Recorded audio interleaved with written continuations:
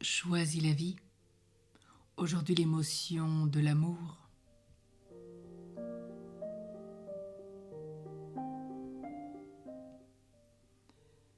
L'amour, comme il nous est présenté dans le Cantique des Cantiques, où la bien-aimée est à son bien-aimé, comme représenté dans cette image. L'amour est une émotion sociale. Il est probablement le sentiment le plus différencié de tous.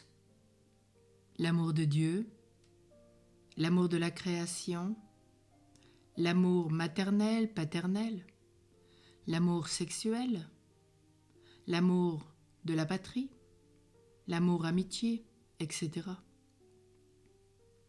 Nous pressentons combien ces aspects différents, même s'ils sont rassemblés sous la même dénomination. Saint Thomas d'Aquin propose 2 types d'amour selon la finalité ou l'intentionnalité qui s'exprime.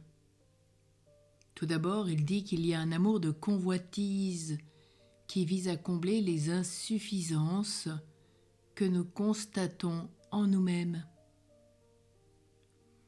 Nous sommes poussés à vouloir et donc à aimer ce qui nous manque. Le mouvement est finalisé sur nous-mêmes. Il est possessif, centripète. L'émotion qui accompagne l'amour de convoitise nous fait percevoir la convenance d'un objet pour nous.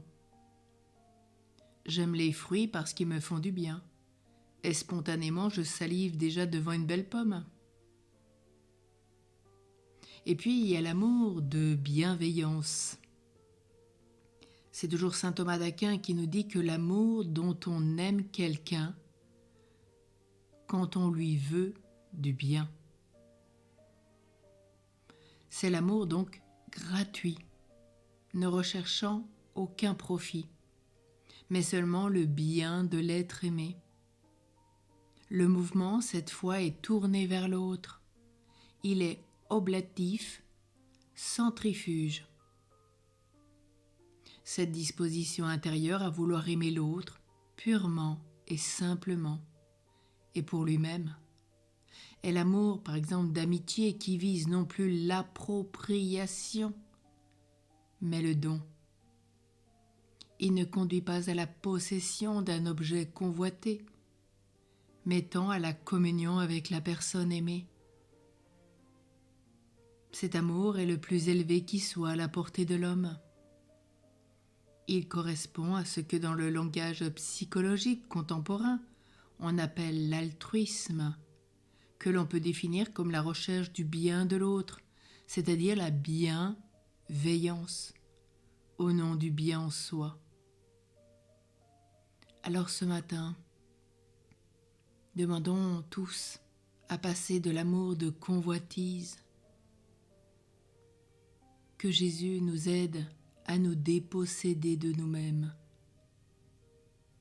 et qu'il nous apprenne l'amour de bienveillance, gratuit pour ceux que l'on aime, tourner vers eux, tout donner.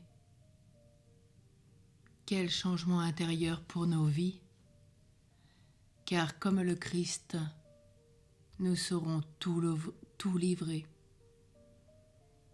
et comme lui, appelés à cette gratuité sans fin. Quel amour!